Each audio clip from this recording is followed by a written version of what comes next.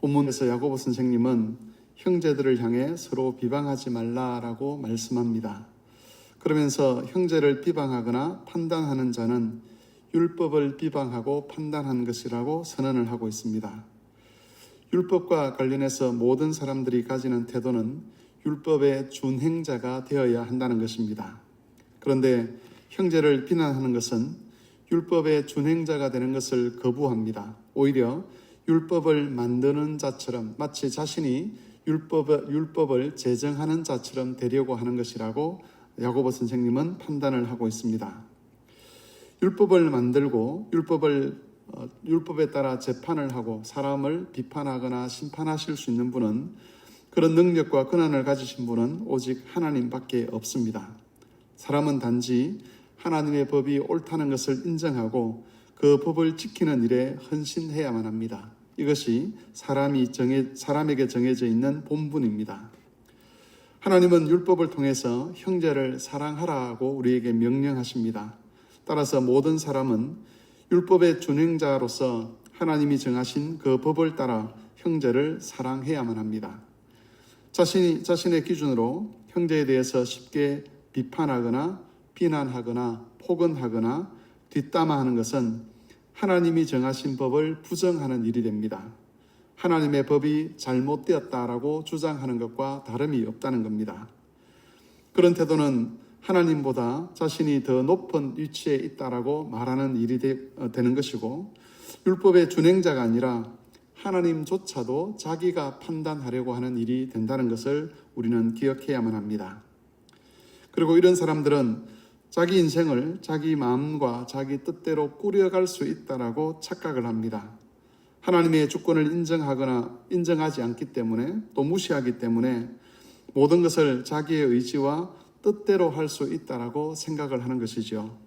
그래서 13절 이하에서 나오는 것처럼 하나님의 뜻과는 아무런 상관도 없는 자신의 미래를 계획하면서 헛된 꿈을 꾸게 되는 것입니다. 하나님께서 어떤 계획을 가지고 계신지, 하나님께서 어떻게 인생을 꾸려가기를 원하시는지 상관없이 자기가 마치 자기 인생의 주권자 노릇을 할 수 있고, 자기가 마음을 먹으면 얼마든지 그 일을 해낼 수 있다라는 착각을 하면서 헛된 꿈을 꾸고 헛된 자랑을 하는 것입니다. 우리는 이런 말씀들을 통해서 형제를 비난하는 죄가 그 죄로만 끝나지 않는다는 것을 알게 됩니다. 형제를 판단하는 죄에는 하나님을 판단하는 악이 숨겨져 있습니다. 그래서 형제에 대해서 악을 행하는 순간 하나님을 향해서도 악을 행하는 그런 결과를 가져오는 것입니다.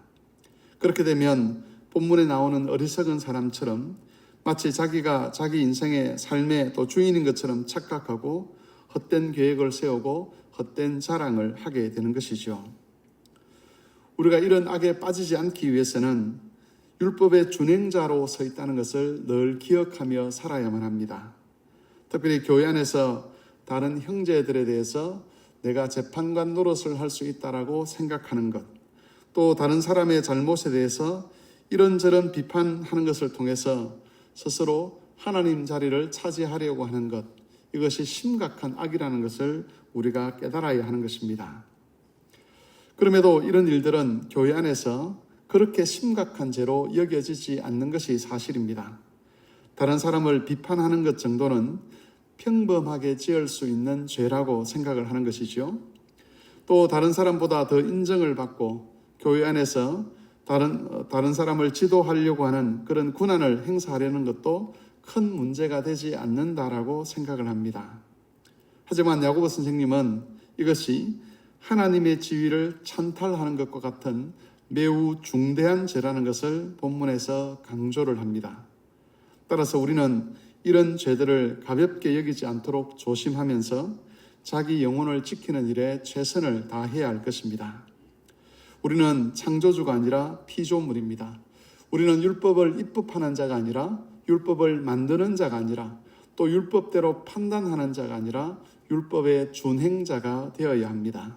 우리는 우리 인생을 우리 마음대로 이끌어갈 수가 없습니다.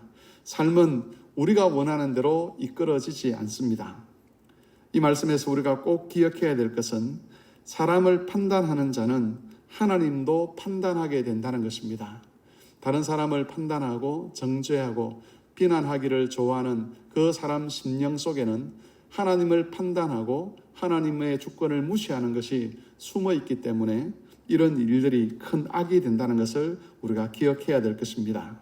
그러므로 교회 여러분, 비록 사소해 보이는 죄일 수 있지만 형제를 판단하려고 하는, 그리고 형제보다 위에 서서 그를 정죄하거나 내가 그를 이끌 수 있다라고 생각하는 그런 마음들에 대해서 우리가 경각심을 가지면서 율법의 입법자가 아니라 준행자로서 하나님 말씀에 순종하는 일에 최선을 다해야 할 것입니다.